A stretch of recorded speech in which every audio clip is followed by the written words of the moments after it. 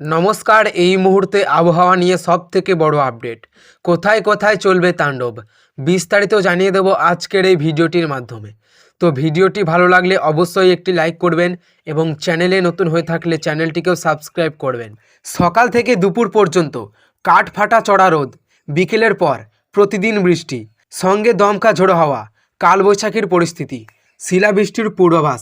6 থেকে 10 এপ্রিল এটাই বঙ্গের আবহাওয়া রেখাচিত্র। পশ্চিমবঙ্গের উপর দিয়ে একটি অক্ষরেখা হিমালয়ের পাদদেশের হয়ে বাংলাদেশ পর্যন্ত বিস্তৃত। তার দোসর একের পর এক পশ্চিম ঝঞ্ঝার, ফলে রাজ্য তৈরি হয়েছে নিম্নচাপ রেখা। ফলে শুধু বৃষ্টি নয়, বাড়ছে বজ্রপাতের প্রবণতা এবং ঝোড়ো হাওয়ার দাপট।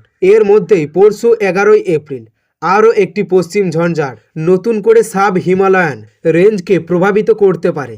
এপ্রিল মাসের মাঝে মাঝে বৃষ্টি হবে, এ কথাটা আগেই জানিয়েছে মৌসুম ভবন।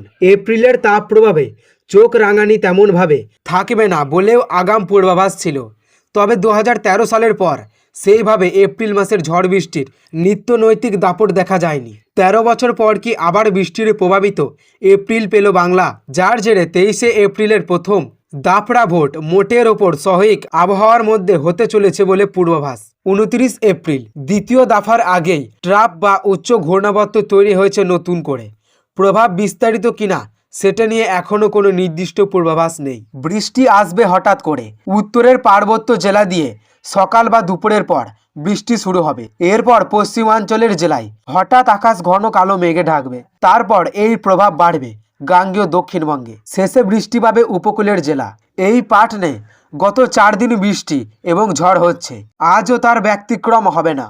শুক্রবার পর্যন্ত অত্যন্ত সক্রিয় বজ্রবিদ্যুৎ সহ বৃষ্টির স্পেল, ঝড় বৃষ্টিতে কালবৈশাখীর শিলাবৃষ্টি এবং বজ্রপাতের আশঙ্কা। আজ বৃহস্পতিবার পর্যন্ত দক্ষিণবঙ্গের সব জেলাগুলিতেই বিক্ষিপ্তভাবে ঝড় বৃষ্টির পূর্বাভাস। উত্তরবঙ্গের ঝড় বৃষ্টি চলবে শুক্রবার পর্যন্ত। কালবৈশাখীর ঝড়ের সঙ্গে বজ্রবিদ্যুৎ সহ তীব্র বৃষ্টি, শিলাবৃষ্টির সম্ভাবনা রয়েছে গাঙ্গেয় পশ্চিমবঙ্গে অক্ষরেখা। উড়িষ্যার ও তেলেঙ্গানার উপরেও রয়েছে এই অক্ষরেখা। এর টানে বঙ্গোপসাগর থেকে জলীয় বাষ্প ঢুকে পড়েছে প্রচুর পরিমাণে। এই জলীয় বাষ্প থেকে ঝড় বৃষ্টির পূর্বাভাস। সমুদ্র উত্তাল থাকবে গাঙ্গেয় পশ্চিমবঙ্গ সংলগ্ন বঙ্গোপসাগর এবং উত্তর ও উড়িষ্যা বঙ্গোপসাগরে 60 কিলোমিটার বা তার বেশি গতিতে ঝোড়ো হাওয়া বইবে। মৎস্যজীবীদের সমুদ্রে যেতে নিষেধ করা হয়েছে আগামী 24 ঘন্টা।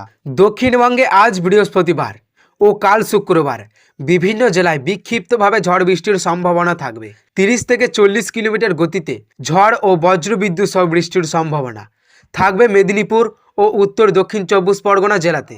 শুক্রবার থেকে বজ্রবিদ্যুৎ সহ বৃষ্টির সম্ভাবনা ক্রমশ কমবে। ডাইকেন্ডে শনিবার ও রবিবার এবং সোমবার শুষ্ক আবহাওয়া, তাপমাত্রা বাড়বে 3 থেকে 4 ডিগ্রি সেলসিয়াস তাপমাত্রা বাড়তে পারে বলে অনুমান।